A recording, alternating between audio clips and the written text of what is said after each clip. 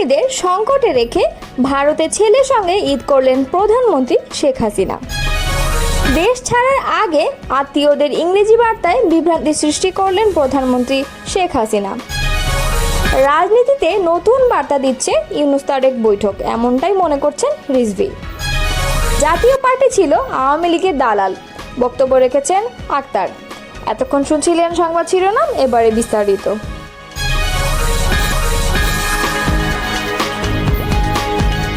ছাত্র জনতার অভ্যুত্থানের মুখে প্রধানমন্ত্রীর পদ থেকে পদত্যাগ করে পালিয়ে ভারতে আশ্রয় নিয়েছেন শেখ হাসিনা।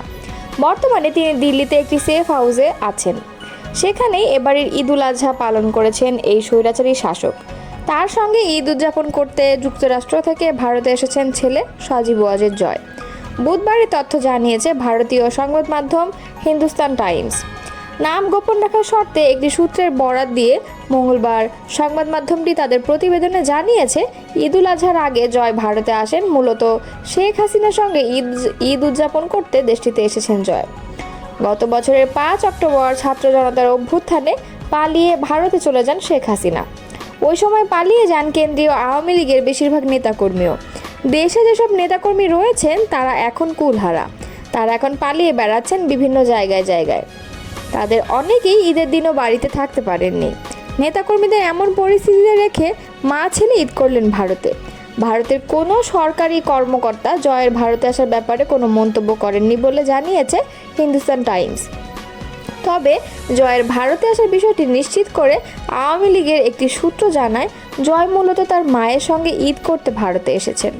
গত বছরের আগস্টে ভারতে আসার পর প্রথম দর্শনার্থী হিসেবে জয়ের সঙ্গে দেখা করেছেন শেখ হাসিনা।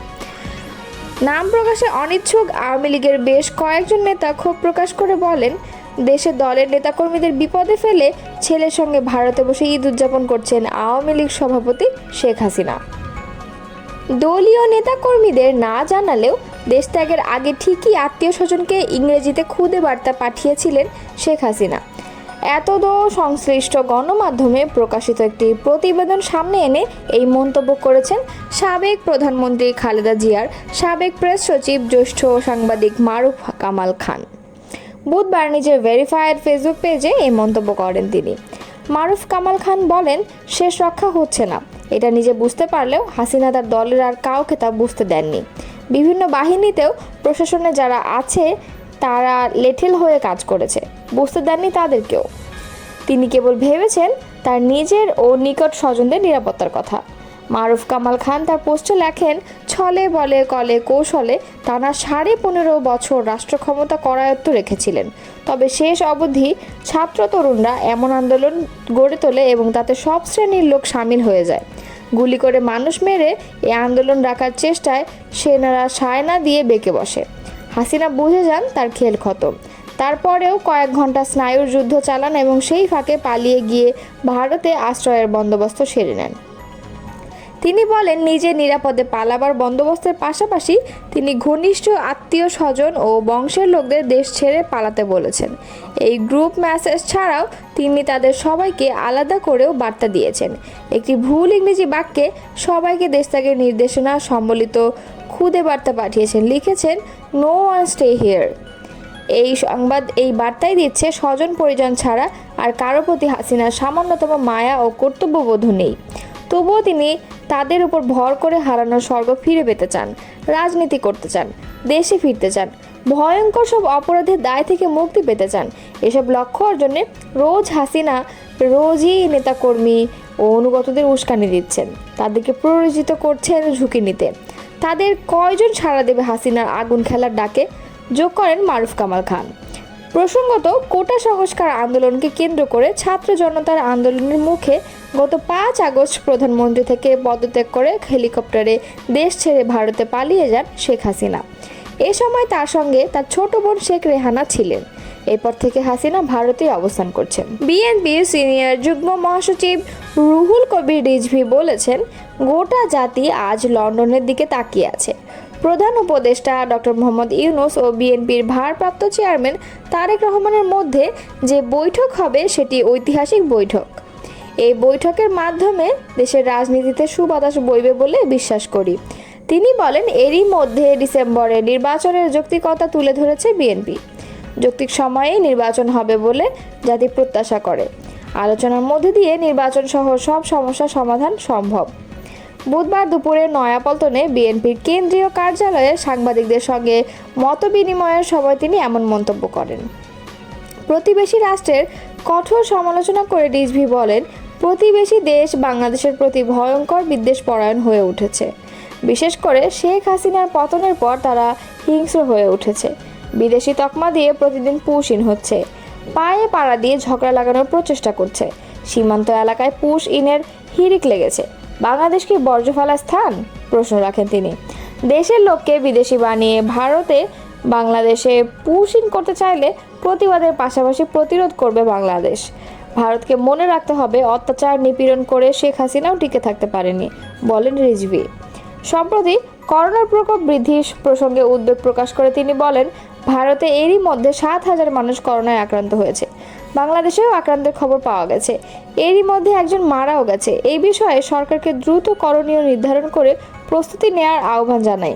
সুরক্ষার বিষয়ে স্বাস্থ্য মন্ত্রণালয়ের ভূমিকা উল্লেখযোগ্য নয় বলে মন্তব্য করেন রিজভী। পাশাপাশি ডেঙ্গুও মারাত্মক রূপ নিয়েছে, জনস্বাস্থ্য হুমকির মুখে পড়ছে। এজন্য সরকারের সঙ্গে জনগণকে আরও সম্পৃক্ত হওয়ার আহ্বান জানান রিজভী। ঈদযাত্রা ঘিরে সড়ক দুর্ঘটনায় প্রায় 57 জন মৃত্যুর সংবাদে উদ্বেগ প্রকাশ করে তিনি বলেন, বেপরোয়া গাড়ি চালানোর কারণে এই দুর্ঘটনা বেড়েছে।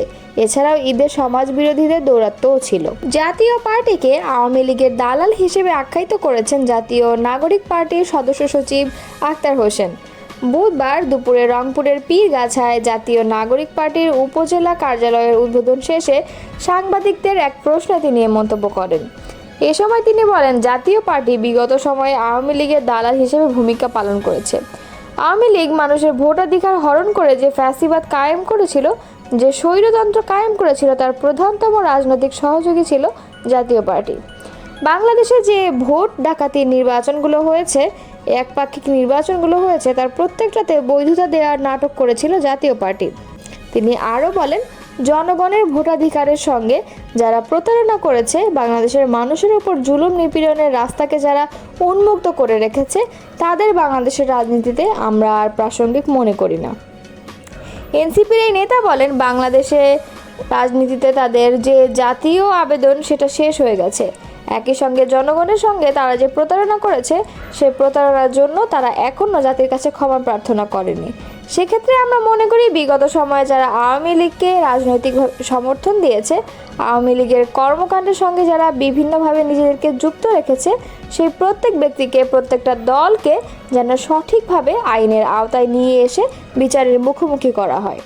আক্তার হোসেন আরও বলেন, আমরা বাংলাদেশের মানুষের কাছে আহ্বান রাখব, আওয়ামী লীগ, জাতীয় পার্টি সহ ফ্যাসিবাদের যত দোসর আছে, তাদের সবার ব্যাপারে বাংলাদেশের মানুষ যেন সামাজিক প্রতিরোধ গড়ে তোলে, যাতে বাংলাদেশে যেন আর কখনোই আওয়ামী লীগ, জাতীয় পার্টির মতো স্বৈরাচারপন্থী কোনো দল বাংলাদেশের রাজনীতি করার সুযোগ না পায়। এজন্য বাংলাদেশের জনগণকে ঐক্যবদ্ধভাবে ফ্যাসিবাদ বিরোধী শক্তিকে কাজ করবার আহ্বান জানান তিনি। এদিন দুপুরে পীরগাছা উপজেলার পরিষদের সামনে জাতীয় নাগরিক পার্টির উপজেলা কার্যালয়ের উদ্বোধন করেন আক্তার হোসেন। এনসিপি নেতা শামীম হোসেনের সঞ্চালনায় এতে ইউনিয়ন পরিষদের সাবেক চেয়ারম্যান, মেম্বার এবং শিক্ষকসহ বিভিন্ন পেশাজীবীরা বক্তব্য রাখেন।